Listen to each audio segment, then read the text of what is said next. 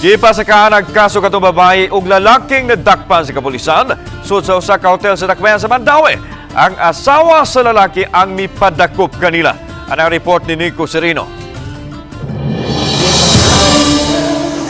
Sa managlahi apan nagtapad nga selda, gitanggong karon ang mga dinakpan ni atong Domingo tungod sa reklamong concubinage. Una niini, may report sa kapulisan ang usa ka 50 anyos nga asawa. Kinihuman na sayod nga mi-check-in sa hotel ang iyang bana uban sa laing babay maong iyang gipadakop.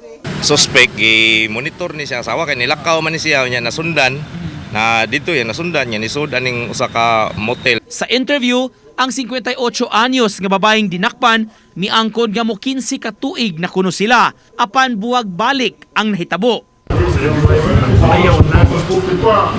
Ni sugod na, ni kuan na gyud po niya, tanang palayo, ana. Siya mo dyan atos office. Niya ka nang muwad siya na po, ikan morning hantod gabiin na lang. Miss di na dyan ko ba, kuan gyud siya, muna maluoy na ko ba. Apan karon desidido na siya nga putlo ng ilang relasyon alang sa kaayuhan sa tanan. Di na, last year. Wala kayo, hindi ko gustong masamok pagalit niya. Uwasan sa kong self ba. Ang 51 anyos nga lalaki wala nakuhaag pamahayag kay natog ni ato higayuna sa selda. Karong adlaw napasakaan na sila og kaso.